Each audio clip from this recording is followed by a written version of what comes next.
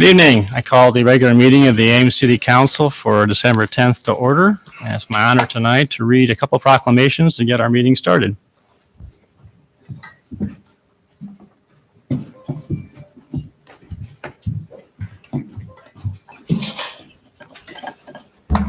So ladies, you want to come up and join me?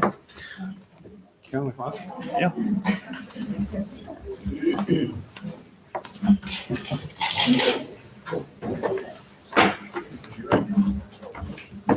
Well, that's half the class. Sorry, ladies and gentlemen. I'm sorry. Yes. It's not for women only.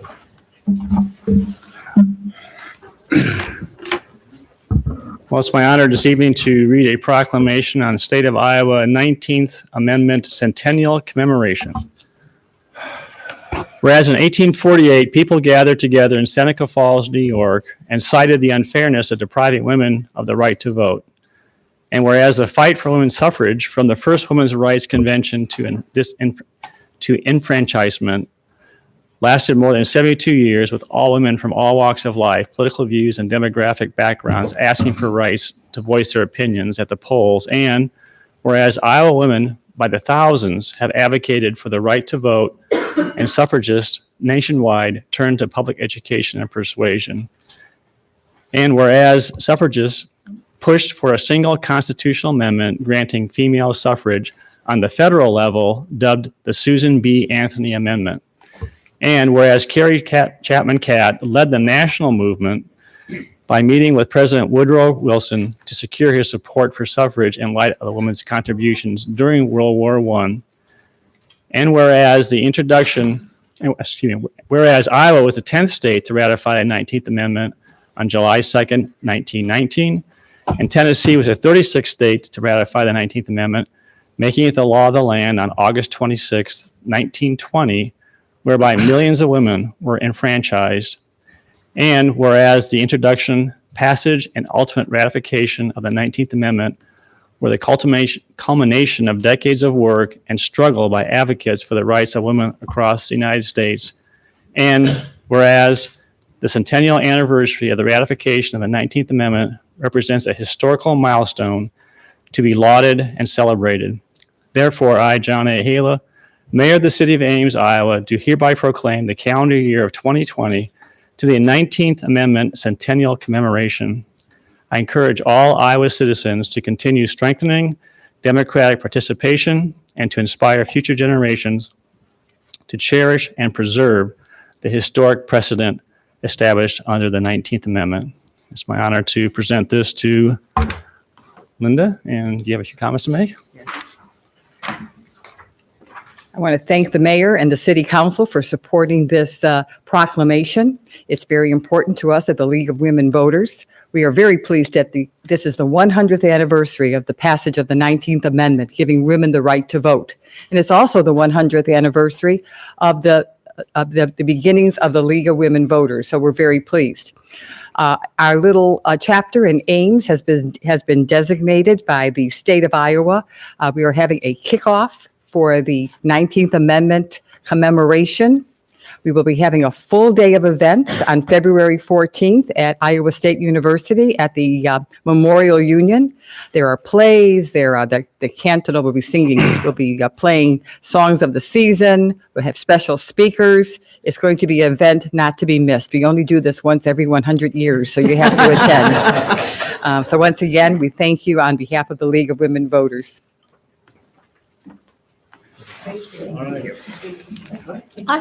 I would just like to point out that you can tell from the members up here that about, I think, 2 decades ago, the league became open to men members as well, and we are so happy. Thank you very much.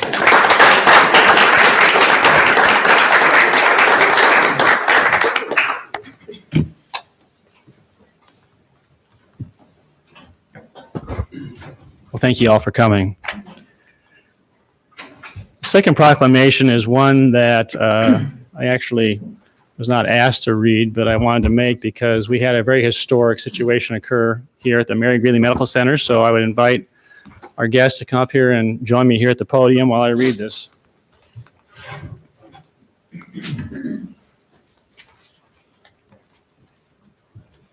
And Brian, I'm going to hand this to you. I'm going to read from my gift sheet. I want you to notice, too, that Governor Reynolds sent you a piece of paper. I gave you a frame, too. So.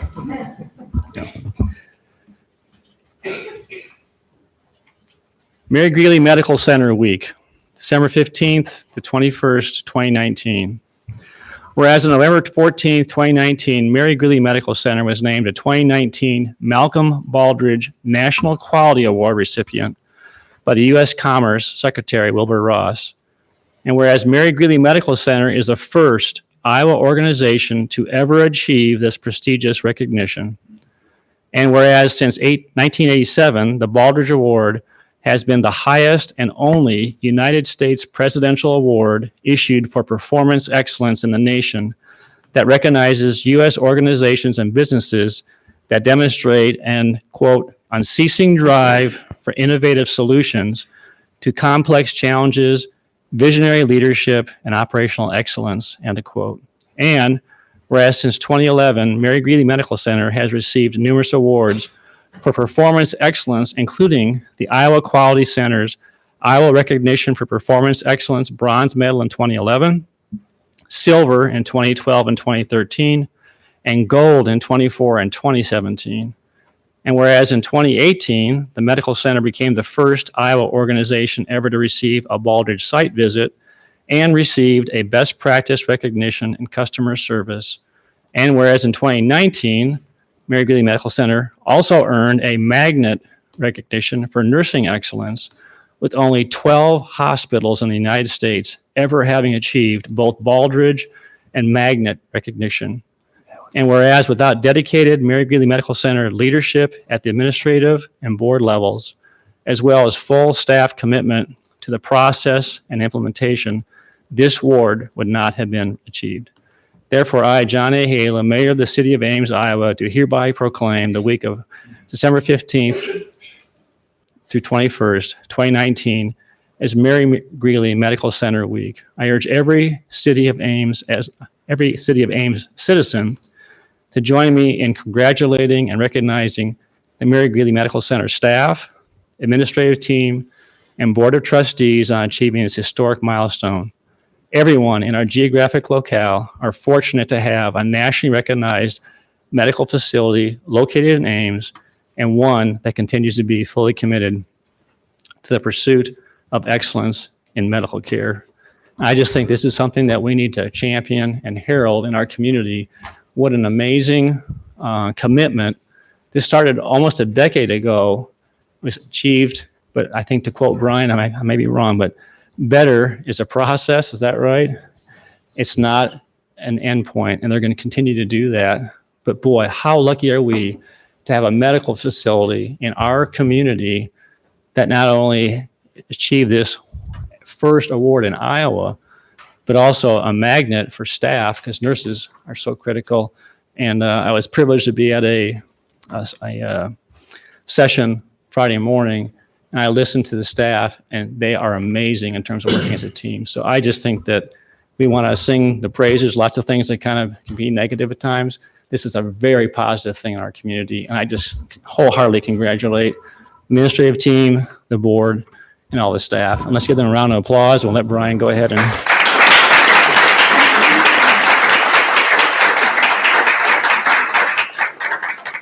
Well, Mr. Mayor and members of the council, it's certainly our honor to be first in Iowa to achieve the Baldrige, and one of 12 hospitals out of over 4,000 in the country to have achieved both Baldrige National Quality Award and Magnet designation. So on behalf of our over 1,300 staff, our nearly 200 members of our medical staff, and approximately 400 volunteers, the Board of Trustees, and our senior leadership team, and all who made it happen. We certainly are appreciative of the recognition that has been bestowed on us with the proclamation, and we will endeavor to continue to reach for better. We have a saying in the Baldrige community that it's not about the trophy, it's not about winning, it's about the OFI, which is Baldrige shorthand, because when you get a report, a feedback report, which you get as part of the process, you get your strengths and your opportunities for improvement. Shorthand for opportunities for improvement, OFI or OFIs. It's not about the trophy, it's about the OFI. And as an award-winning organization this year, our feedback report contained 31 OFIs, 31 opportunities for improvement. So while we're at the pinnacle as an award recipient, we still have work to do. So we celebrate and we endeavor to move forward. And as the mayor said, better is directional. We're not there yet, and we'll never get there. So better is always a worthy pursuit, and that's what we're committed to. So again, thank you.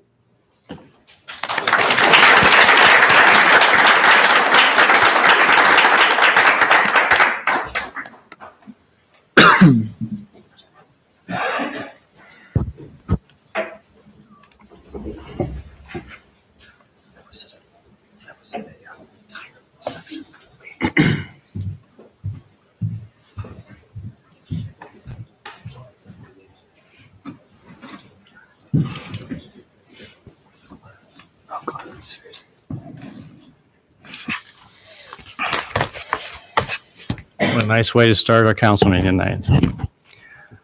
Okay, we're going to move on to consent agenda. Council, does anyone wish to pull any item from consent? Mayor, I'd like to pull item 11, please. 11. Anything else? Hearing none, I would entertain a motion to approve consent less item 11. So moved. Second. Okay, roll call, please. Fetcher, Aye. Martin. Aye. Garten. Aye. Nelson. Aye. Eden Henson. Aye. Corey. Aye. Thank you. David? Item 11 is, has to do with the installation and cooperation of a temporary traffic signal at Mortensen and State Avenue. I think this is a really great thing for the community. I get a lot of complaints about that intersection, the stop signs that are there now.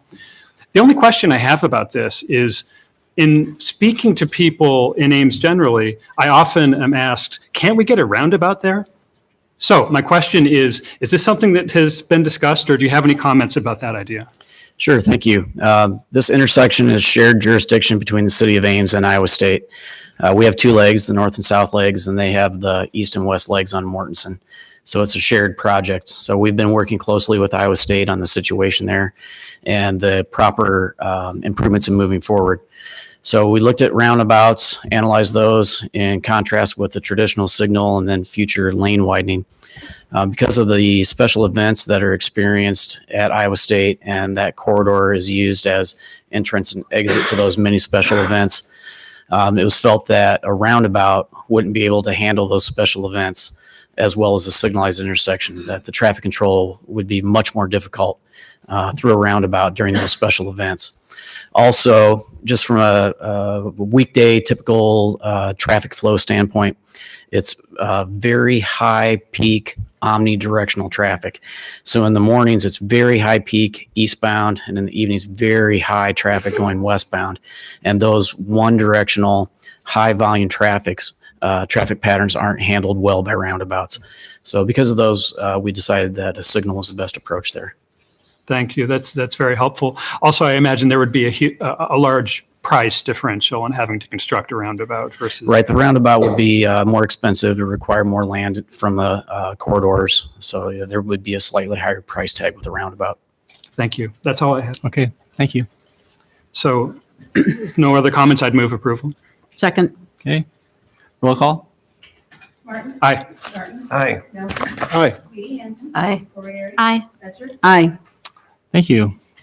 All right, we move on to public forum. This is time that we set aside for anyone in the audience to address council on any topic which is not on the agenda this evening. So I declare public forum to be open. Is there anyone that wants to address council? Seeing none, we'll close public forum and we'll move on to item 19. Request to name park on the site of the former Edwards Elementary School as Tahira and Lab Hira Park. Hi, Keith. Thank you, Mayor and council members. So the council action form in front of you, and I walk through the process, the request, and everything associated with the request. So we did receive a request. As you know, the park was dedicated to the city of Ames, or not dedicated, but transferred. Property was transferred to the city of Ames in 2019. Parks and Recreation does have a naming policy three components of that. You can name a park or an amenity for historic events, outstanding individuals, or major donations. With this request, really looking at Tahira and Lob Hira, two categories. One from the outstanding individuals. I'm not going to go through everything that was listed in the council action form, but you can see the accomplishments and what they have done at the university, for the city, state, and even at the national level, either from their own volunteer commitments or from financial contributions as well. In addition to that, they do want to make a $50,000 donation, a dollar donation to the park, as well. So this was brought before the Parks and Recreation Commission at its November meeting. Parks and Recreation Commission did vote to recommend City Council go ahead and approve the naming request. There were several people that spoke at that meeting. There were 4 individuals. They all spoke in favor of the request. Attachment C as part of this was some additional feedback. Kathy Schnabel, who's one of the neighborhood representatives that we've been working with, she did send out the commission action form to about 90 emails in the neighborhood. And the responses that either received from her, from Annie Barber, or myself are in attachment C. And then there were a couple of phone calls as well. And like I said, only 4 individuals came and spoke to the commission. So again, the commission's recommendation is to approve the request, and that is what the manager's recommendation is as well. So I would entertain any questions if there are any. So Keith, this is maybe more of an affirmation than it is a question. And for the benefit of people who haven't been part of this process before, Yep. as I recall, when we were discussing the naming of the skate park, Yes. the question of moral character came up because there were some parks and other locations that were getting renamed because the living donors turned out to be of not such sterling character. Correct. And as I recall, we decided that we would continue with this policy that we have in place, Correct. and that we would rely on the reports of the community to attest to the moral character of those that seek to have the name applied to a park or a facility. Correct. So for those people who maybe are wondering, why would we name this after some living individuals if that's one of the pitfalls of doing it? We have considered that, and We have, and in the documentation that I have received, that I have, and we don't have all the information, but the 4 individuals that spoke at the commission meeting spoke very highly of the Hiras, their connection to the neighborhood, their commitment, to the community, their moral character, and everything that I have heard, in regards to the Hiras has been nothing but good. Very genuine, sincere, caring individuals, and really care a lot about doing things for others. thank you. You're welcome. Other questions for staff? Okay, we're going to open up public input on this. I have 3 individuals who have given cards that are interested in addressing council, and would ask if those would endeavor to keep their comments to about 3 to 4 minutes in length. It'd be appreciated. So we'll go ahead and call the first 3 individuals, and if there's others in the audience that want to address council on this topic, you're free to do so after that. So we'll start with Brad Schrader. I hope that pronounced it correctly. Brad, is that correct? Thank you. You'd introduce yourself, your name and your address, and then you may proceed. Thank you, Mr. Mayor and Council, for this opportunity. My name is Brad Schrader. My wife Jeanette and I live at 3607 Woodland in Ames, right across the street from the old Edwards proposed Hira Park. My 3 children all went to the old Edwards School. My granddaughter has gone to the new Edwards School. I teach business ethics and strategic management in the Ivy College of Business at ISU. I hold the rank of moral professor. I bought my home on Woodland in 1987 from Tahira and Lob, who then moved up the street on Hickory Drive. I've known Lob since I moved to Ames in 1984. He and I served together as department chairpersons in the Ivy College of Business in the late 90s. He was my associate dean and my dean from 2002 to 2012. Lob and Tahira have been very giving both to ISU and the Ames community.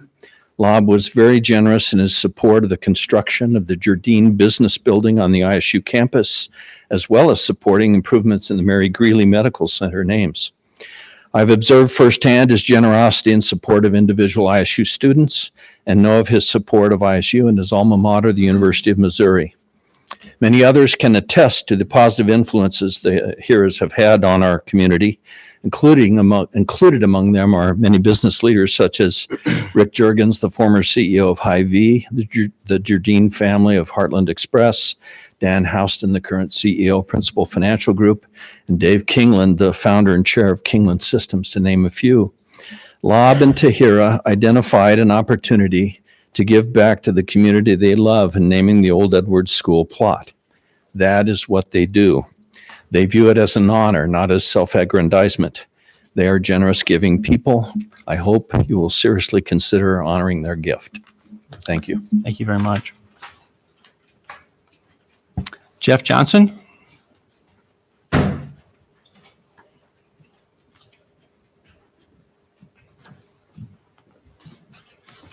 Again, Jeff Johnson, 3037 Evergreen Circle. And I want to just speak very quickly to two concepts that really, is deeply touching for me and probably personal to the hearers, but I'm just going to go for it. The hearers did not have children. And I think this is just absolutely incredible. They invested in our children. We moved here in 1999, so we've been in this community now, starting our 21st year. I am just really, really touched that this is on their agenda and that it's on your agenda. It says a strong statement about what family looks like. It doesn't always have to include children, but it does include caring for your neighbors and those around you. So that's the first point I want to make. The second is that this makes a incredible opportunity and statement for the city of Ames as it thinks about diversity and inclusion. I've not done my research, so I don't know what other parks we have in our city that can touch this area of diversity and inclusion. But in this particular aspect, this is an international family that became citizens of our country and have chosen to build their professional lives here in our state and in our city. And I think this is just very, very worthy and a unique opportunity in the life for our city, for our community. And I'm very, very thrilled that you are pursuing this opportunity. And it is my hopes that it passes with ultimate approval by the council. Thank you. Thank you, Jeff. Appreciate it. And Sue Ravencroft.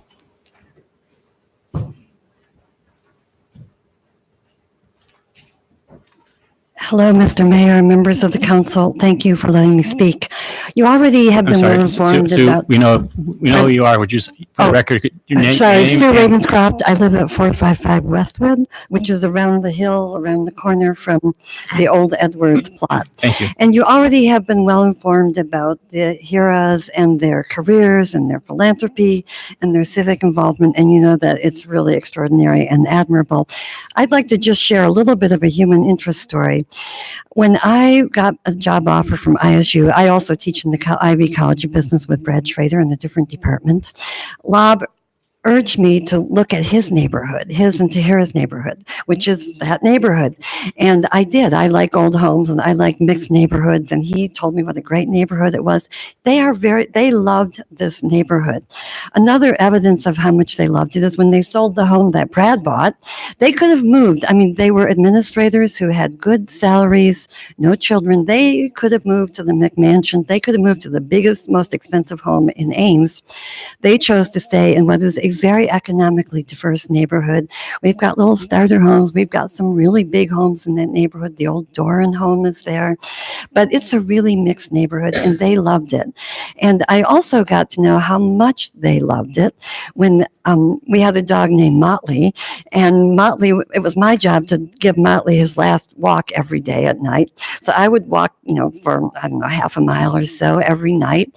And some nights I would encounter Lob and Tahira because every single night they walked the neighborhood together. That was their time together. They loved the neighborhood. They loved walking in it. For me, it was wonderful because as a faculty member, I got to have some informal time with my dean, which was kind of unusual and a real great thing. And Tahira would tell me what was going on in the community. So even though they didn't have children, which is a typical way for people to get to know other people in their neighborhood really well, they were very tied to this neighborhood.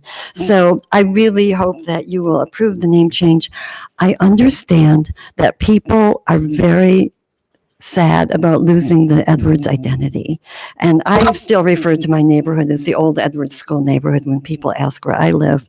So I don't know if there's any way you can be creative and like call the Munwoods entrance the Edwards entrance, so that name is somewhere in the neighborhood. I don't know if you have other options. I understand the loss that people feel about losing a neighborhood school. It really is an anchor to a neighborhood. And since I moved here in 98, we've lost 4 neighborhood schools. So I understand the loss and I understand why people were unhappy, but I do think the Harris are both very deserving. Thank you for your time. Thank you. So anybody else wants to address council on this topic tonight? Seeing none, we'll close public comment and council. Pretty easy. I would move approval. Second. And that, just for the record, is approval Of of, the name request. okay, which would be, Uh, just so we're, because there's someone made some, The Tahira and La Bahira Park, that name be accepted. very good, thank you. And it's been seconded. Any further discussion? Peter Orozum wanted to get his name on record too. Is that not, I mean, he emailed and said to say that he was supportive, so I told him I'd say. Okay, roll call. Gardner. Aye. Nelson. Aye. Edie Hansen. Aye. Corriere. Aye. Fetcher. Aye. Martin. Aye. Very good. Thank you. Thanks, Keith. Thank you for coming. All right, and move on to item number 20, resolution approving demolition permit for 120 Lynn Avenue. Kelly, or? All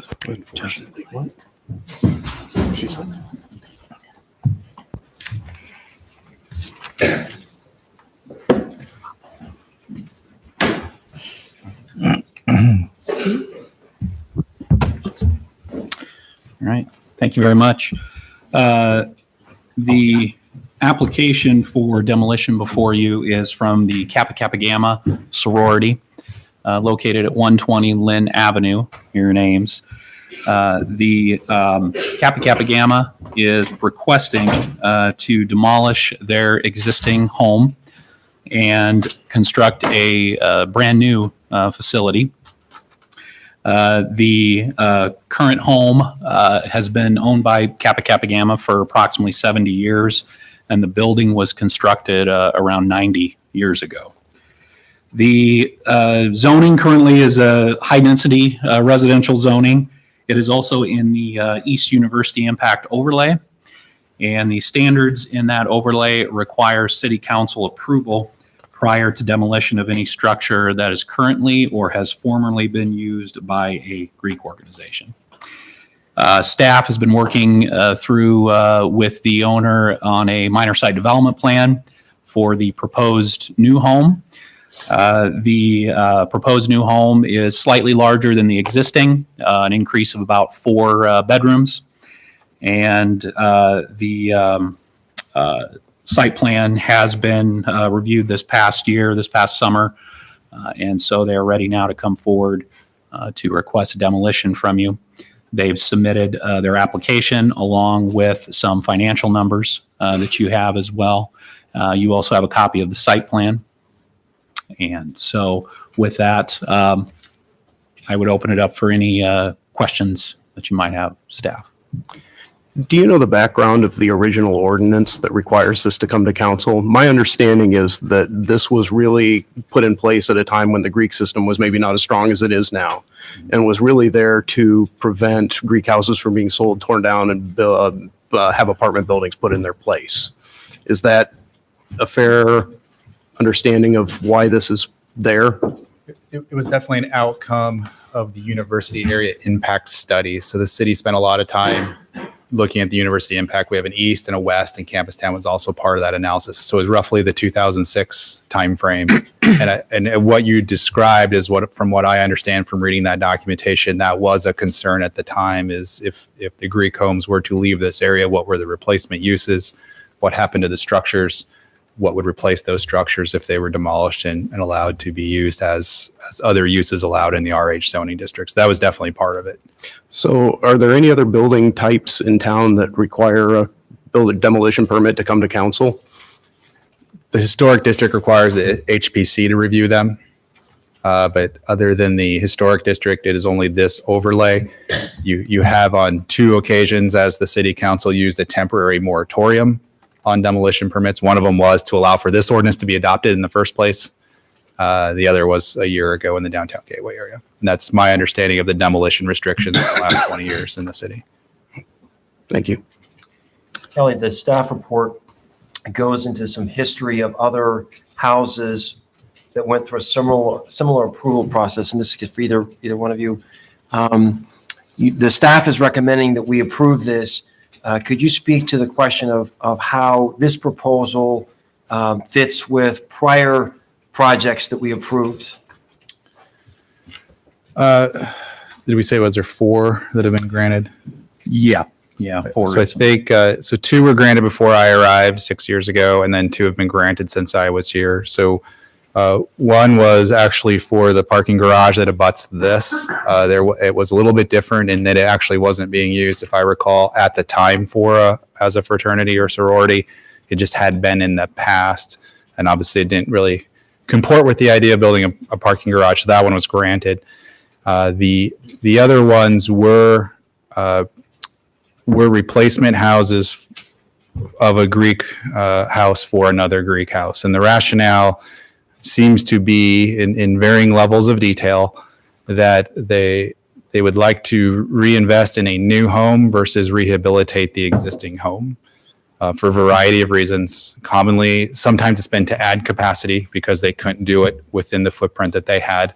At other times, it's been just a more desirable, probably more along the lines of this case, it'd just be more desirable to possess a new structure versus rehab an old structure. So the last 3 that were granted did have some increase in capacity. They also argued that there was an economic hardship or they weren't sure that they would continue to be viable at that location with that particular structure. So that's a similar argument that's being presented tonight, similar information, maybe a little less detail than some of the other applications, but kind of that same track. And that's why the recommendation is if you, and we didn't give you the other ones to look at how detailed they were. So if you want more information about exactly how those findings were made, we'd have to bring that to you. But that's how the recommendation was structured, was similar facts have been presented to this case. If you follow that same thinking, then maybe you would arrive at the same conclusion. And that's important because I think the general principle, we want to treat people who come before us in a fairly even-handed and equal manner. So I appreciate that history. Yeah, so I think so the code lays out a lot of information you have to provide. It doesn't do a great job of telling you how to evaluate that. So that's always been the struggle for all the ones I've been here. I think the council struggles to look at what's provided and how do you reach a conclusion that enough evidence has been provided or not? Because it's up to the applicant to provide you that evidence. You do not have to make the evidence for them. It's up to you to decide if you have that to grant the demolition permit. Thank you. Kelly, am I remembering correctly that in the instance of these other Greek houses, the argument was made for a significant increase in number of residents as opposed to increasing by 4 residents? Well, the one in 2016 was originally, there was Acacia in January. I looked it up, and they had 29 and were moving to 42. Okay. members in terms of I elite. thought it was more significant. Yeah. So that was the last one that we've seen or that I've ever seen on council. And the one before that was Delta Tau Delta. And I off the top of my head, I don't recall what the change in bedrooms was for that home. I believe there was an increase, but I don't remember the difference. And the other one predated me, so I'd have to dig that out of records. So one other metric that's a little bit different than just the number of beds is the amount of space per student.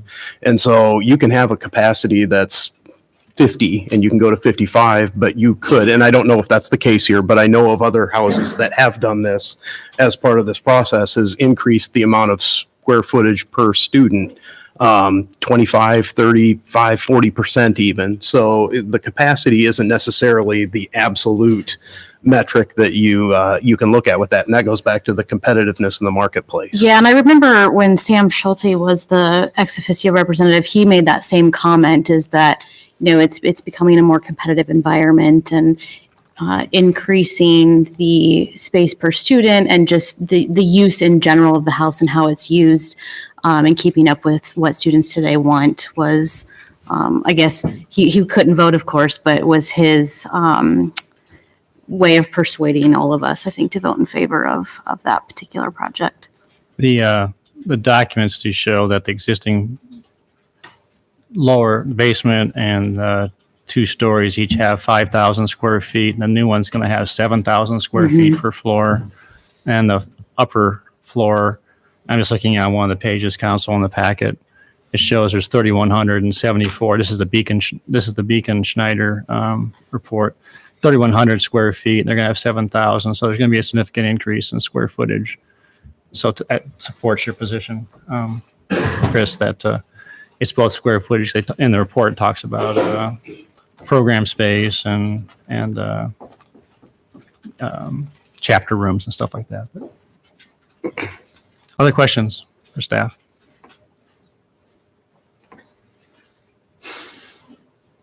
Okay.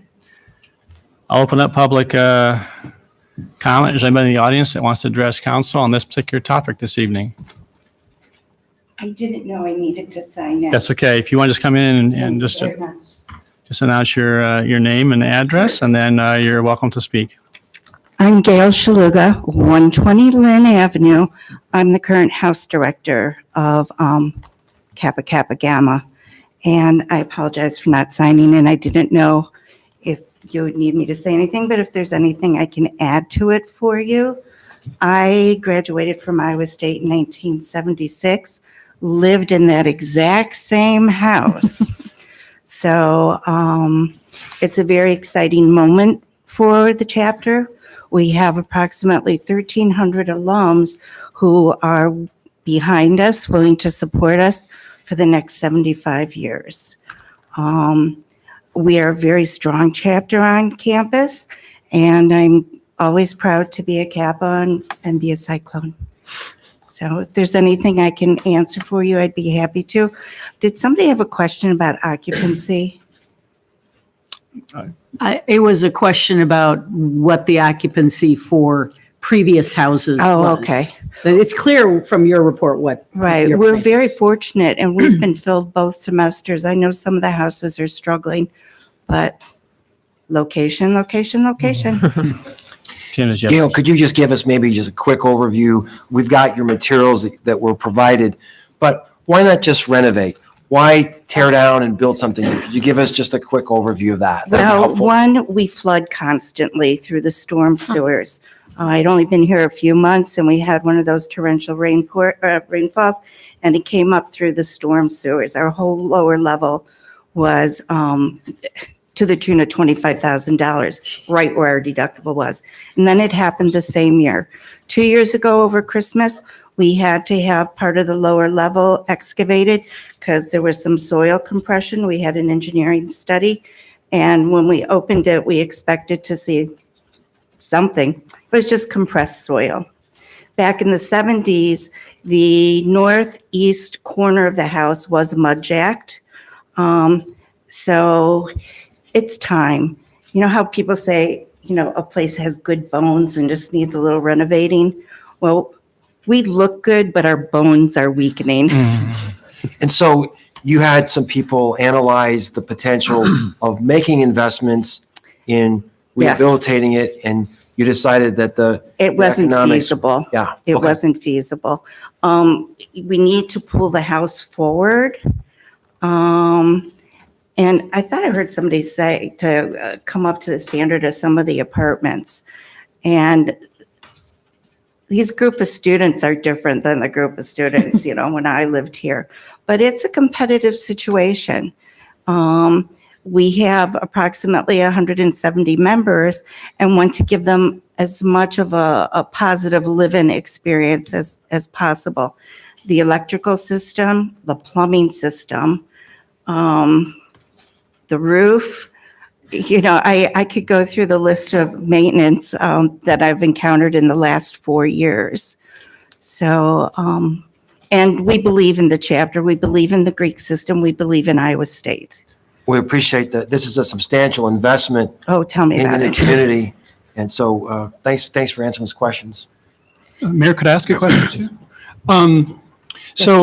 My understanding of our current tax incentive policy is that if the demolition permit is granted and you demolished and then built a new Greek house in the place, like your application is, then you would qualify for what we call the URA tax abatement. So my question is how material is that to your decision-making about the financing going forward and your interest in proceeding with demolition and construction? I'm not, I haven't been involved in that process with the finances of it. I do know when Delta and Sigma Chi rebuilt, the Greek Alumni Alliance, was assisting. I know nothing of that. I'm sorry, I can't answer that. Thank you.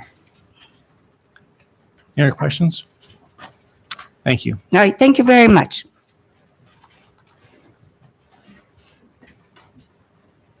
Good evening, Mayor and City Council. I'm Nara Godar. I'm with RDG Planning and Design. I'm part of the design firm that is working on this new building. So if you have any questions specifically related to the architecture, I am here and willing to answer. No, but thanks. All right. Anybody else wish to address council? Seeing none, we'll close public input. Council? I guess I'd like to make one comment about the incentives, because we have been through that discussion several times. If you look at the assessed value of this property, it's about $850,000 as it sits. They're going to build a $4 million facility. So you're quadrupling, maybe a little bit north of quadrupling the value of this property. So for the people in the public that haven't dealt with tax abatement much, they only get abatement on the value above the $850,000. So we get what we have no matter what. This is on the incremental increase in the value of the property. So since they're quadrupling, if their cash flow statements are in here, so we have had the opportunity to look at their financials. What the incentive does is it allows them to ramp into a different situation than they are, rather than doing a huge stepwise increase in their property taxes, which is very hard to absorb from a cash flow perspective. So certainly you can make an argument on one side saying we're kind of picking winners here, but the other side of it is we've made the commitment to protect the Greek system through the demolition permit process. We've kind of made a commitment to protect the Greek system. And so this is just another way that really doesn't cost us anything. We're just deferring revenue to allow them to improve their facilities and keep the system where it is. So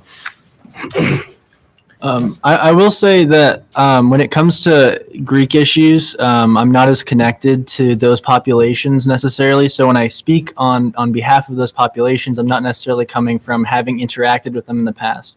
But based on the discussion that was just had, I can speak from a student perspective in that it sounds like it will significantly improve the life of the people living there. And even if it's 4 extra people who are living there, it seems like the other 62 who were already living there, or the spaces that existed, will have their quality of life significantly improved within their living space. And I think that's something worth supporting. And I based on the arguments that were made, I do believe that under the section 29.1102C, that Denial of demolition requested has deprived or will deprive the owner of the property of reasonable use or economic return on the property, right? I do believe that this qualifies as an economic hardship. So regardless of what the student feeling on this is, I believe that it qualifies under the ordinance to be approved by council.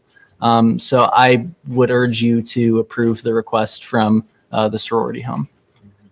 Thank you, Devin. Other questions and comments? I'm torn on this one. I think so demolition definitely has an environmental impact, right? And this is something Gloria has mentioned before. It can take decades for even an energy efficient building to make up for the fact that you just demolished the old one too. So there's something I think that I'm really hesitating about where we incentivize doing that with a tax abatement. It would be one thing if we're just allowing them to do it if they can afford it in their cash flow situation and make it happen. But to abate the taxes from it when it's going against one of our goals, I have a hard time with that. Again, if it were just allowing them and having them do it at their own cost without the incentive of the tax abatement, I think that I could see I could stomach that a little more easily, because I think I certainly see the plea here for a modern living situation, and and the fact that it's not just the capacity of 4 rooms, because that doesn't seem like a whole lot in terms of increased capacity. So I understand that it's more about amenities too and more space per resident, but I'm hesitant for us to abate taxes to do it, I guess. So what I challenge you with on that front is that we do that all the time with other buildings, other projects, with incentivizing new projects that are someplace that have been torn down. So if we're going to look at this from a policy perspective, it seems like we should be looking at it from a policy perspective and having a larger discussion rather than saying no to this one project right now. So and that's a fair point. How can we do that? My fear, and I agree with much of what Ron was said, and I agree with your point too, that it really ultimately is a policy question. So my issue is, how can we decide the policy question without having to take a position on the demolition today? I might approve the demolition. I think these are good arguments that they, should have, the right to a certain amount of self-determination with their property here. That makes sense to me. But I think we should make the decision based on the criteria that were provided, and also in light of the history. It's not a huge number of properties, but I think again we should be consistent with how we treated similar situations in the past. If we want to do something different and say no more demolition because we're concerned about the environmental impact, that's a much broader conversation. I think it would be unfair to hijack this particular proposal with that as a goal. These criteria are hard, though, to say the structure cannot be used for the original intended purpose. Well, it can, just less comfortably. And then to say that it'll deprive the owner of the property of economic return, that's not true. They'll still make money on the property even if it were to stay as is, right? But just not as much maybe as the financial statements show otherwise. Yeah. Well, it says, in the staff report here, it says that it was $3 million to renovate, 4 to build new at a glance. You're talking about the profit loss statement, right, Chris? Yes. Kelly, did the Acacia project qualify for tax abatement? Justin and I were talking about that before the meeting. Have they applied for Delta Tau? Delta definitely got it. Right, they got were the theirs. instigator of the change. Yep. I guess I'm not sure where Acacia stands in the process, if they've already asked for that last February, or that would be coming this February. I bet you're right. I was just curious because that passed 5-1 on council, and I don't remember having that tax abatement discussion during that particular. It wasn't part of that. It came up as a separate item because of Delta Tau Delta. Oh yeah. So the whole tax abatement change had nothing to do with Acacia's demolition request. Actually, that was approved way before the URA change happened. Okay. They actually sat for almost 2 years with their demolition approval before they proceeded. The URA change happened in the winter of 18, I think. 2017. 2017. Okay. So that was instigated by Delta Tau Delta looking for relief from their project getting built. Okay.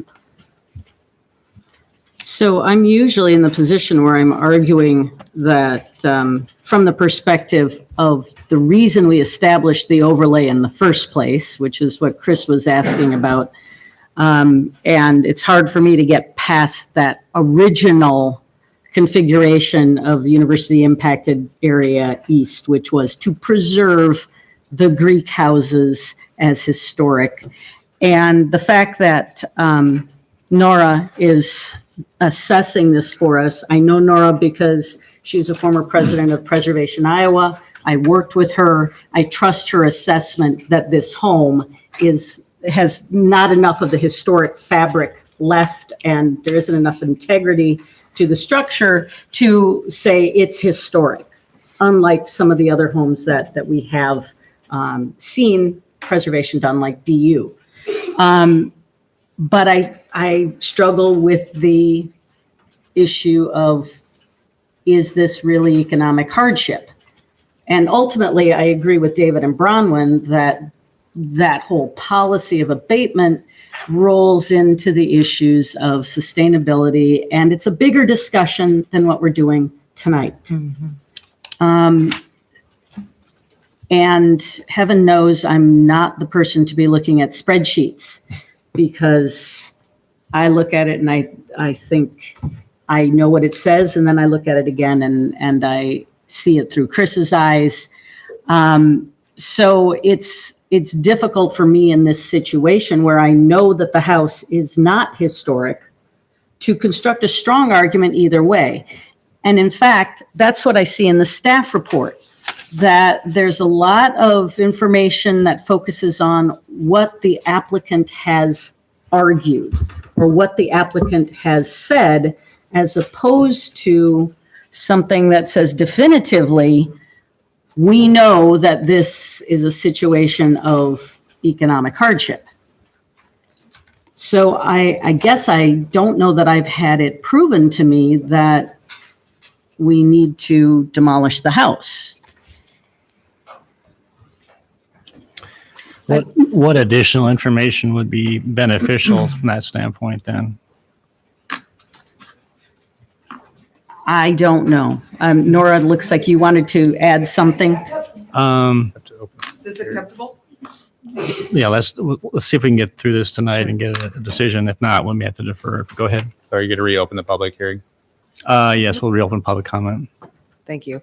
I wanted to just add briefly, several things with the existing building condition right now do not meet current code. For example, parking and siting of the building are not appropriate and not acceptable. They're grandfathered in as is. When we think about the sustainability aspect specifically of this building, right now they don't have the capacity to withhold any stormwater on their site, which is part of the reason why they're getting flooding at least once, maybe twice a year. And so one of the opportunities that we have in building new, that was a difficult decision to make in terms of economic hardship, but rather just feasibility of the building site, is there is no place for stormwater detention right now on site. And so with the new building and the new siting, we meet the number of parking stall counts, which we currently do not meet. We meet the approach. The turnaround is no longer acceptable with the city. We are closer to the site, so the fire department is happier with their approach to the building, and there's capacity for additional stormwater storage on site. So when I think about building a new building versus remodeling a building, one of the things that could not happen if we remodel this building would be that specific stormwater detention. The other thing that I just wanted to bring up real quickly is, although there is an elevator in this building, not all areas of the building are accessible to all of the students that reside in this house. And so wherein a remodeling could bring the rooms up to whatever size and standard they need and make sure that there's enough beds, they will not be able to use all areas of the building if they are not a able-bodied walking person. And finally, we talked a little bit about size per student. Even though the the room count doesn't increase significantly from the existing to the new building. One thing that is critical for the women of Kappa Kappa Gamma was the ability to have all of their members attend a chapter meeting. Currently, it's downstairs in the basement, and not everyone can fit. And so when you think about the camaraderie of the sorority and the Greek system, the ability to get all of their members in one location is important, and they can't do that in the space that they currently hold. And we could not find a remodeled space that would be able to hold all the bodies in a way that could be exited out of the building appropriately. So I just wanted to add those few quick things. Thank you very much for letting me speak. I have a question. I want to try and see if we can try and get to an answer for Gloria in terms of economic hardship. Do you know if the chapter would undertake a remodeling project, or are they just going to abandon the building? It was my understanding that a remodeling project would require them to think about another location for their chapter home. I know they want to stay in that spot.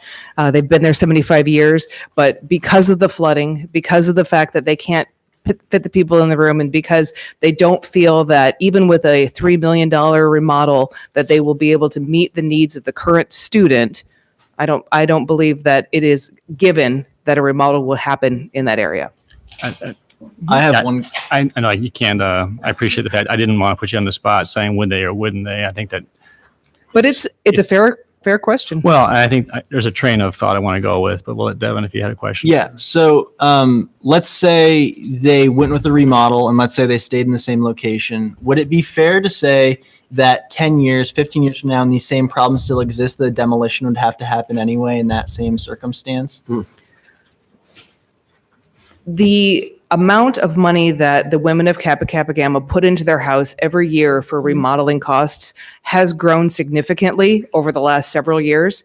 Even with a $3 million remodel, which would replace the HVAC system, the mechanical, they would get new electrical upgrades, they would work on some of the plumbing issues. I believe that this house I believe the financial hardship is recognized once we hit that 10, 12-year point, because there comes a point where any kind of money that you're putting into that house is not addressing the underlying problem of the siting of that building. So yes, they would have to tear it down eventually.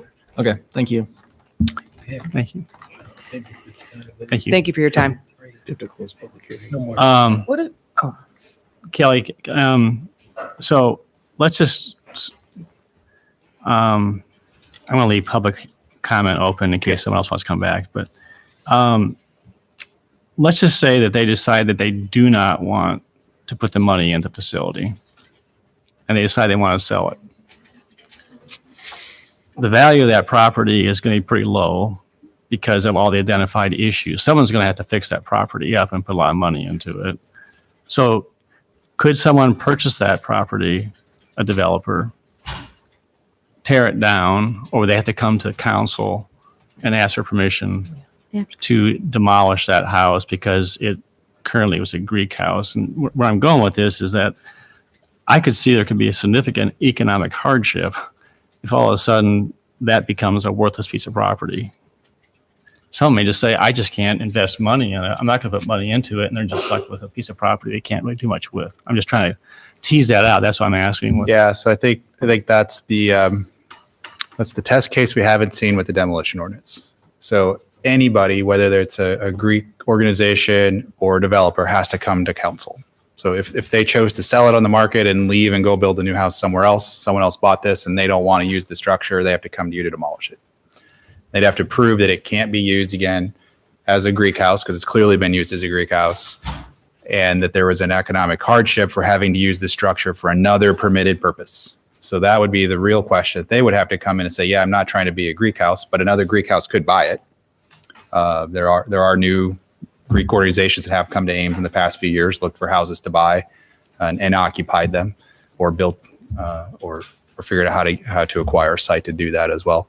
And because it's a URA, would anybody be qualified to ask for tax abatement, or just Greek? I think it's the use as a Greek home is the use requirement as a prereq.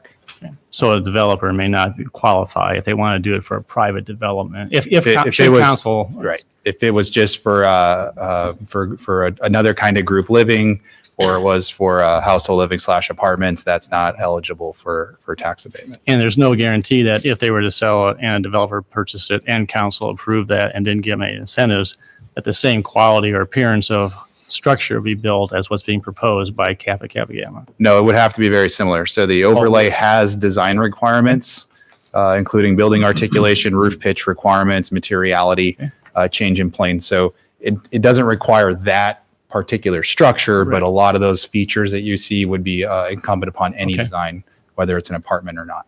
Which admittedly, a full brick veneer with what they're proposing has a certain cost associated with it versus coming in and doing something at a lower or different type of building material. So again, regards to the use, that is expected of you in this overlay for compatibility purposes. Okay. So I would just posit the fact that if we're looking for an economic hardship, it could be, there's no guarantee because they may just choose, because I think she said, she quoted, it's not a given that they would not pursue it, but it's a possibility. And given what they've described in terms of condition, putting $3 million in that kind of structure is a pretty big investment without getting as much of return. And we all know that what's being built, people have different tastes nowadays. And are they going to still be competitive? And you don't want them to become economically unviable because they can't attract members because of the fact that they just don't have the same kind of facility. But anyway, I'll just leave it at that. I was trying to tease out for what might be an economic hardship that might. I think what Nora has filled in as far as the issues of accessibility and various corrections to non-standard construction location and all of that helps. I am still stuck with that URA that comes after the demolition, and I don't know where to go with that. Maybe we could deal with that separately. And I'm in a similar place here. Kelly, can you explain to us when the URA policy actually would matter for this applicant? In other words, if we were to, in a subsequent meeting, we can't change the policy tonight, it's not on the agenda, we're not going to do that. But if in a subsequent meeting if we did change the policy somewhat, how would that affect this applicant and their plans? Because the last thing I want to have happen is to say, tonight, let's go ahead and approve the demolition permit. And then surprisingly, some months down the road, the finances are all changed on them. But I'd like to have it be a little clearer to them. So if you took our recommended conditions, if you were to approve it tonight, there is a step where they have to prove financing to us. So I think if you acted in an expeditious manner where you were to look at that policy and change it, they would take that into account before they could proceed with demolition. So if their financing is presuming this tax abatement and it no longer exists, I'm going to assume that they couldn't get a commercial loan to build the project. They would have to adjust their financing to address that. But technically, they cannot have the tax abatement. They have no right to a tax abatement until they've completed the project.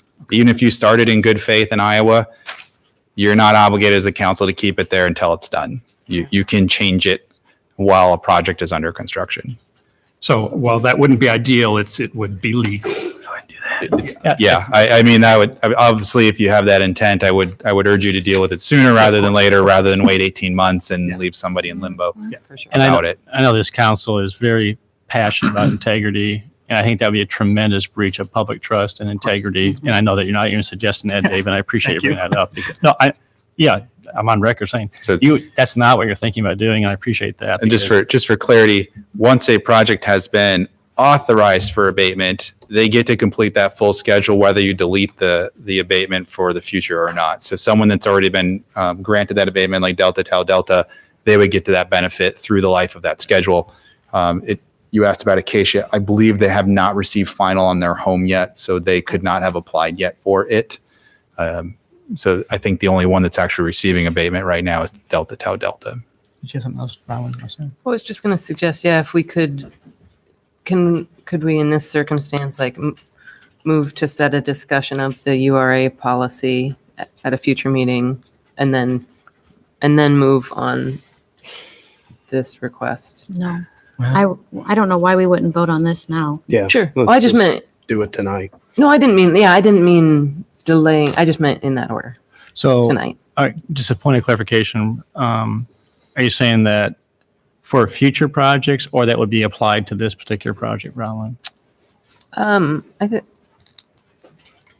I think, Because I don't want to pull the rug. I mean, if we were to approve their request tonight, I mean, I'd want to be cautious too, not to pull the rug out from under them. But I think David's question was, if we were to have that discussion fairly soon about the URA, then they'd still be figuring out their financing. I would argue that we're still pulling the rug out from Okay. underneath them.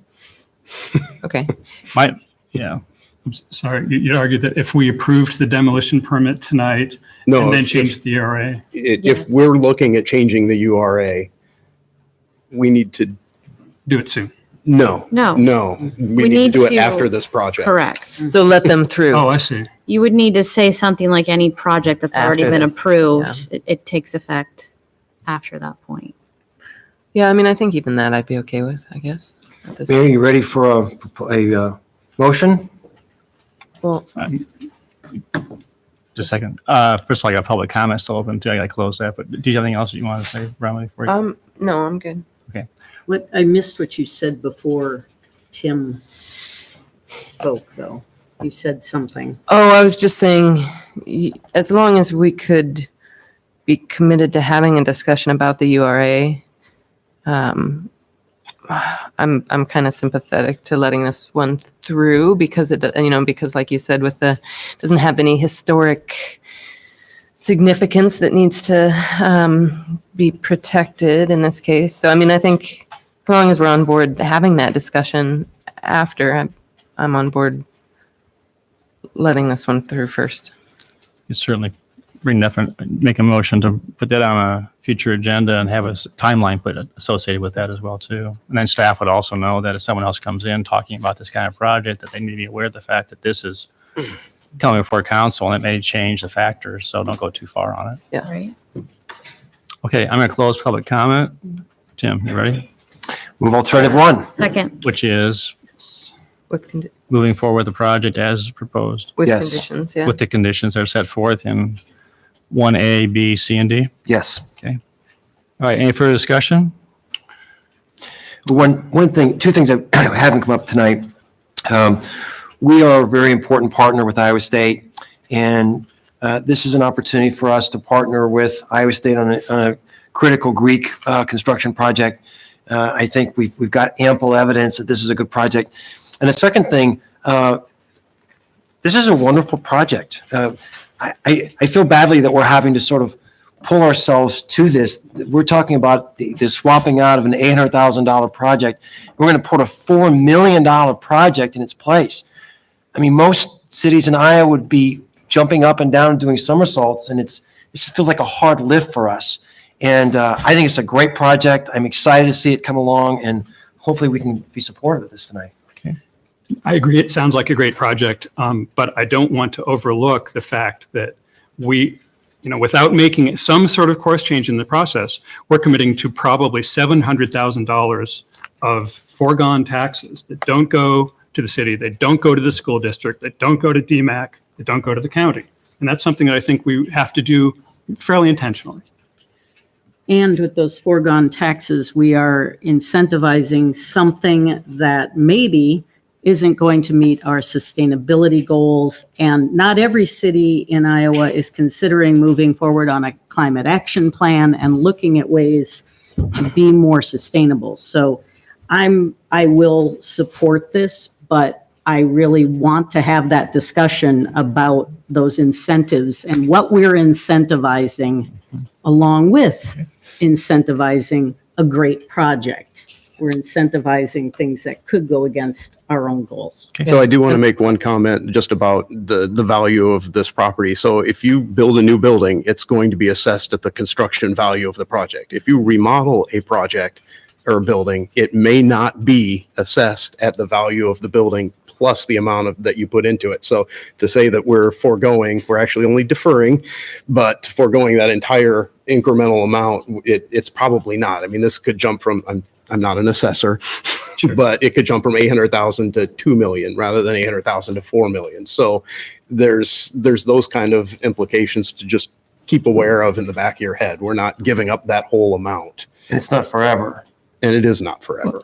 It's not forever, but that there is a part that simply never arrives. Yeah. Yeah. What number did you come up with? Well, I said several $100,000 because, and this is in comparison to the last time council discussed this with the last fraternity, and I think this is in December 2017, the assessor prepared a spreadsheet showing what the cost in terms of foregone tax revenue to all the taxing authorities would be for that property. It had similar financial characteristics, not identical, but similar. Okay. And that amounted to several $100,000. This project is significantly smaller than that. Delts was 6 or 7 million.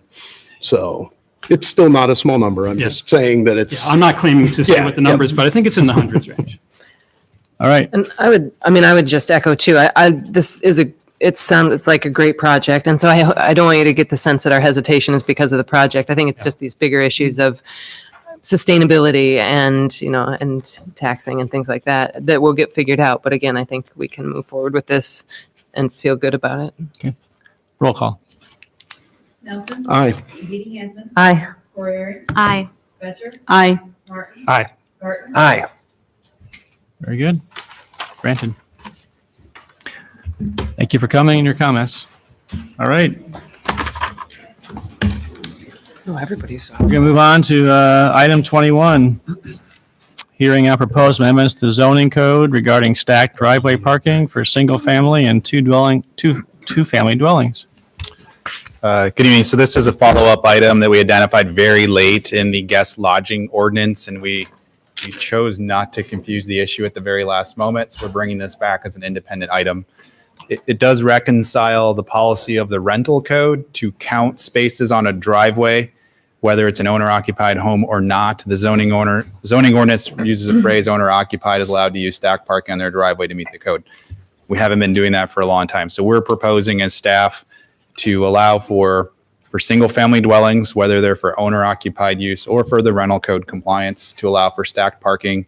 Additionally, we're broadening that to allow two-family homes or duplexes to also benefit from that standard. And you're asking, well, what does this have to do with guest lodging? Well, by definition, guest lodging has to happen within a single-family dwelling. So once we change the standard to say a dwelling can have parking in this manner, it lets guest lodging also take advantage of that option. So in our eyes, any two-car garage, double-wide driveway, that'll still be the same kind of situation we'd normally see. Probably the impact would only occur where there's single width driveways for cars or very long driveways with garages or parking way in the rear of the site. This would allow you to count a number of spaces. There's no limit on how many of those spaces would count. That's probably the outcome of this. That's a little different maybe than how other people would see this. And that really only, again, applies to guest lodging. The rental code still only requires 2 for a house, regardless of the bedroom counts in those homes. So we're recommending approval. We think it cleans up some inconsistencies, makes it easier to administer for inspections and planning staff, and allows for guest lodging to what we think was directed by council to operate in the manner directed by council. So Kelly, I didn't think to look at this before the meeting. Am I right in remembering that somewhere in this ordinance with regard to stacked parking, there is a stipulation that the parking spaces have to be accessible in a means other than driving across the lawn? Or am I making that up? That's not in the zoning ordinance. Not in this. Okay, but so it's not legal to drive on unimproved area of a lot. So indirectly, what you say is true. There's not a standard that expressly says that. Okay. But you must, to access a parking space or to drive on your property, you must have an improved surface, which has to be a paved driveway. Okay. I'm just envisioning the things we may have to deal with in the future for people who don't understand that. It shouldn't change any of the view of how front yard parking is regulated. It's just whether you get to take credit for someone parking on a driveway as a required parking space. It doesn't change where required parking spaces can be. Okay. Other questions for staff? I mean, if anything, it sort of reduces like on-street parking and the need to create extra parking, right? Because you can take advantage of stacking them all. I don't think it physically does anything to parking supply. I think it allows for guest lodging uses to fit on a site at a higher occupancy level. Sure. I think it's going to do. I see. In theory, a new home could be built easier with a one-car garage, or a two-family home could be built with a one-car garage that wasn't currently allowed to exist right now. Sure. Okay. Okay, I'm going to declare the public hearing on the proposed amendments to the zoning code regarding stacked driveway parking for single-family and two-family dwellings to be open. Is there anyone in the audience who wants to address council on this topic? Seeing none, I would close public hearing and entertain a motion on first passage of ordinance. So moved. Second. Discussion? Roll call. Katie Hansen. Aye. Corey. Aye. Fetcher. Aye. Martin. Aye. Burton. Aye. Aye. Thank you. All right, on to item number 22, hearing on rezoning of 808 East Lincoln Way from agricultural A and highway oriented commercial to general industrial. Anyone have questions for Kelly on this particular topic? Anything you want to cover in particular, Kelly, on this? Not if there's no questions. Okay.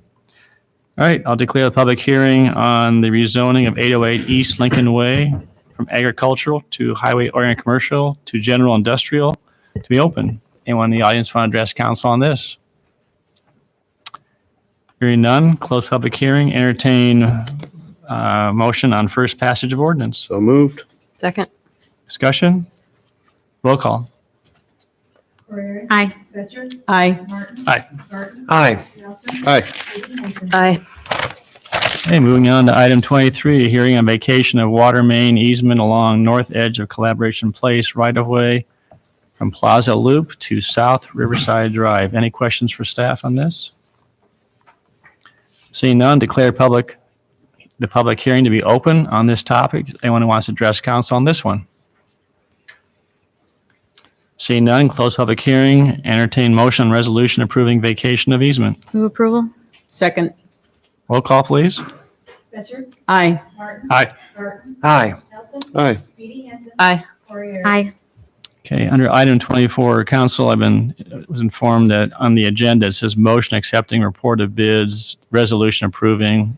We actually are striking. There's no need for motion accepting report of bids. It's actually a resolution approving final plans and specifications, awarding a contract to Hoppy Commercial of Ankeny, Iowa, in the amount of $152,800. Any questions for staff on this particular topic? Alternate number Mr. Dunn's waiting. He wants to answer questions. Or not. Seeing none, I declare the public hearing on water treatment plant maintenance and storage building to be open. Anybody want to address council on this topic?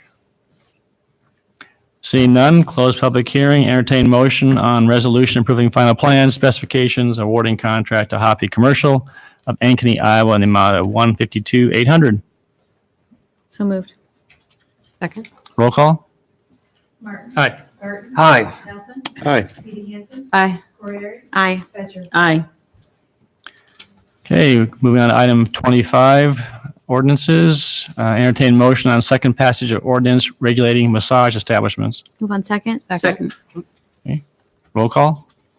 Burton. Aye. Nelson. Aye. Katie Hansen. Aye. Corey. Aye. Fetcher. Aye. Okay, 26, staff report on partnership with Pujovo, Kosovo. Hi, Brian. Good evening, Mayor and Council. A few weeks ago, you received a presentation from representatives of the Ames International Partner Cities Association regarding a prospective new partnership with Pujovo, Kosovo. And you asked that this be placed on an agenda for further discussion. Really, the next step here, if the council is interested in pursuing this partnership, would be to authorize the mayor to respond to the mayor of Pujovo, indicating an interest. and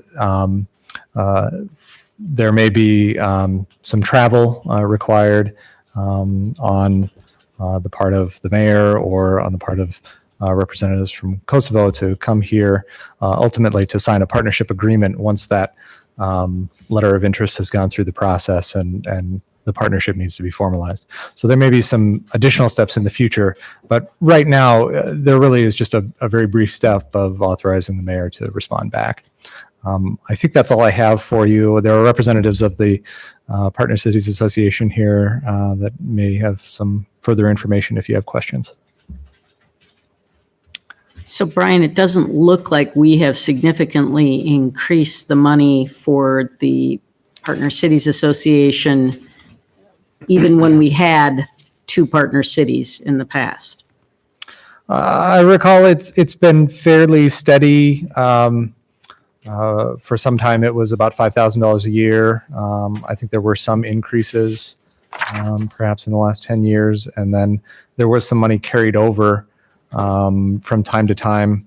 I know that there were some increases that were provided to help explore prospective new partnerships, and some funds have been carried over because of the timing of when the trips take place, and if there was a delay, I think often the trips are planned for June, and if they're delayed, then there's carryover required. So I think in general it stayed in that $5,000 to $8,000 range. I think that's a fair statement about city funding for that organization. Brian, this is the first time this council's had a chance to think through this. Could you maybe take us out just a little bit, zoom out maybe to a 10,000 foot level? Could you remind us why we have sister city relationships and what we should think about in the selection of a sister city? Having a partner city is intended to be an opportunity for residents of our community to have interactions with people from other communities around the world and to enrich our culture and theirs through an exchange of representatives. I think the mission of AIPCA speaks to that. This is an area that I'm not sure that city staff can provide you the best professional expertise about how to choose a partner city. I think that's why you have an organization like AIPCA to kind of take the pulse of the community and identify what are the values in that the community might have in choosing another partner. And through that process, they've identified that they would like to pursue this partnership. World's a big place. I'm just trying to wrap my brain around and purpose and why you choose this particular community. So I think AIPCA is the best group to direct those kinds of questions as to what would be the best decision for who makes a good partner. I can tell you that in evaluating what kind of policy documents we have to guide us, there really is nothing. There's no limit to the number of partners, cities that we could have or not have. There's nothing in city ordinance or in state law or in anything really that tells us what we have to decide here. So I don't have a lot of policy evaluation to give you. You know, Pat and Tom Sauer are actually here, and so maybe when we go to public comment, maybe they could come up and answer that question for you. Yeah. So. I was going to say that, well, the presentation that Tom gave before was Right. pretty compelling about Mhm. why this particular community was good, I thought. Right. Mhm. Well, I think in general, you want to look for whether we have something to offer to the sister city and whether the sister city has something to offer to us in the form of insights. And I thought that the presentation explained that well. Okay. Any other questions for Brian? Open public input? Tom or Pat, do you want to add anything to the conversation? You don't have to, but you're welcome to if you want to.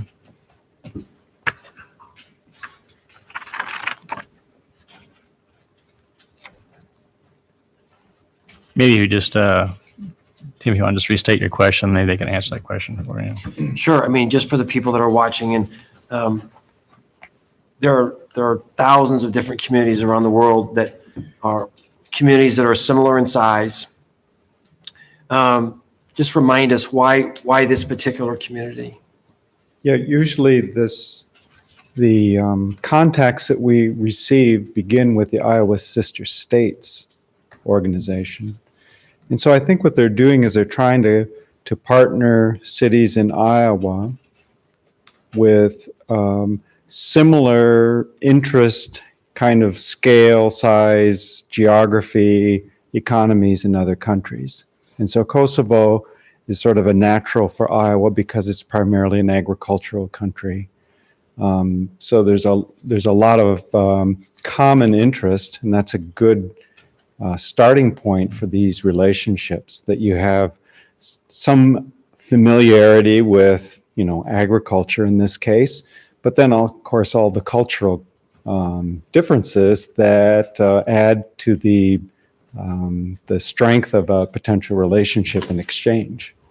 So it has, some of both elements, some similarities and some contrasts that I think lead to, healthy, productive, exchange situation.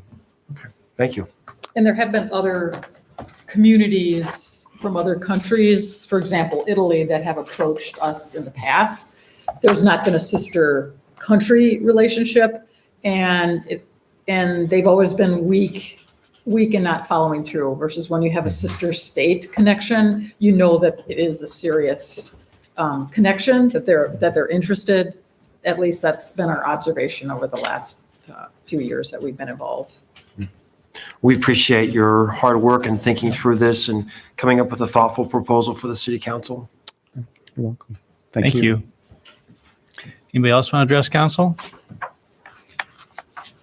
See none, close public input. Okay, council, what's your interest in terms of pursuing this? Being up or down? Yes, want to pursue it? Authorize me to go ahead and write a letter to the mayor of Pujova. I move that we ask mayor to pursue the relationship with this city. Second. Okay. Any further discussion? Those in favor say aye. Aye. Opposed or abstaining? Motion carried. Thanks for coming, Tom and Pat, and I think we probably should connect then in terms of talking about the verbiage that needs to be in that letter, okay? Thank you. Thanks for coming. All right, that completes our agenda items, but for a disposition of communications to council, we have two items that need some decision. The third, the letter from MediaCom that I forwarded, that's just informational for your information. So first is memo from Kelly on request for zoning text amendment to remove the CSC zoning district mid-block 20-foot setback standard. So if you'd like to, we'd like to put this on an agenda. Is that right, Kelly? To explain, is that what we need to do? And as a point of clarification, this is a very time sensitive, and just so everyone's aware, we already have a pretty packed meeting a week from tonight. And this, according to Kelly, needs to go on that agenda as well too. Great. So I know it wasn't clear in the first letter.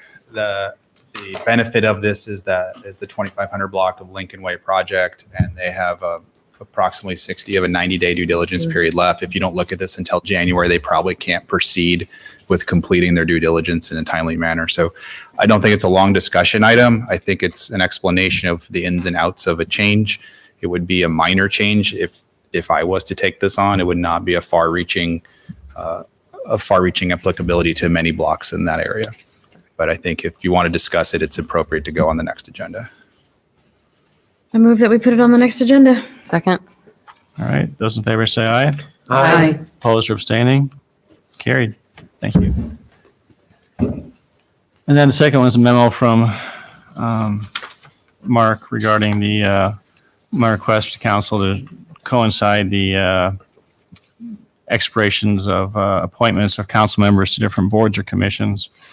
And as you probably noted in his memo, the only one that's really a quote challenge is the Ames Transit Board. It goes on in December and January, more challenging. I just suggest that if in the interim, if we have someone that's going to be going off, that you just have someone who's going to be appointed to that board go to a meeting or two in December to get up to speed. And usually the staff, like our staff, does a great job on budgets as well too. But if you have concerns about that, I understand that as well too. So.